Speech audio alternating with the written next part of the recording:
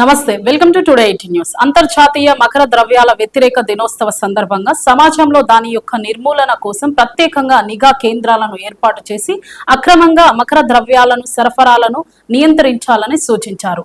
యంత్రాంగం ప్రత్యేక శ్రద్ధ పెట్టి మకర ద్రవ్యాలను నియంత్రించి సమాజాన్ని కాపాడాలని సామాజికవేత్త శ్రీనివాస్ సూచించారు. పేరు ఎం శ్రీనివాస్ కుమార్, వ్యాపారి, సామాజికవేత్త.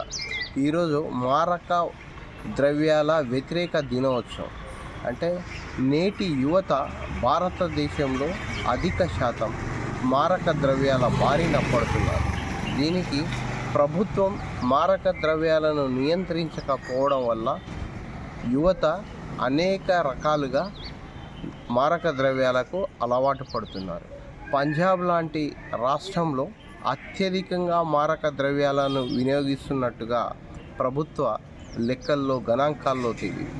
నేటి యువత చిన్న చిన్న కార్యక్రమాల్లో మారక ద్రవ్యాలను వినియోగించడం వలన అది కొంతకాలం తర్వాత అది క్రమేపీ ఒక అలవాటుగా, ఒక వ్యసనంగా మారి వాళ్ళ జీవితాన్ని అగమ్య గోచరంగా చేసుకుంటున్నారు. తద్వారా శారీరకంగా, మానసికంగా, ఆర్థికంగా కుటుంబం చిన్న భిన్నమయ్యే పరిస్థితులు ఉన్నాయి.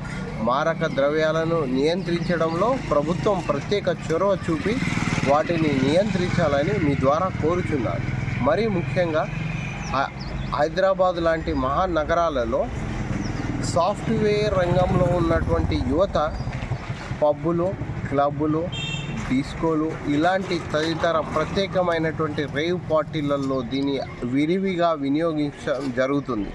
కనుక ప్రభుత్వం వాటన్నింటిపై ప్రత్యేకమైనటువంటి దృష్టి కేంద్రీకరించి యువతను మారక ద్రవ్యాల బారిన పడకుండా చూడాల్సిన బాధ్యత ఉంది, ఎంతైనా ఉంది. మారక ద్రవ్యాలు సమాజంలో విరివిగా దొరకడం వలన యువత దాని బారిన పడడం జరుగుతుంది.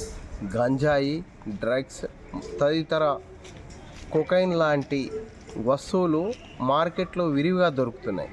వీటిని మార్కెట్లో దొరకకుండా ఉండాలి అంటే ఇది ఎక్కడైతే దాన్ని ఉత్పత్తి చేస్తున్నారో ఆ చోటు నుంచి మరో చోటికి ఎక్కడో ఉత్పత్తి జరిగితే హైదరాబాద్ లాంటి మహానగరానికి దానిని తీసుకురావడం జరుగుతుంది. అంటే రవాణా జరిగేటప్పుడు దాన్ని నియంత్రించాల్సిన అవసరం ప్రభుత్వ అధికారుల నుండి దాన్ని ఎక్కడికక్కడ చెక్ పోస్టులను ఏర్పాటు చేసి మారక ద్రవ్యాల రవాణా జరగకుండా చూడాల్సిన బాధ్యత ఈ ప్రభుత్వ యంత్రాంగంపై ఎంతైనా ఉంది.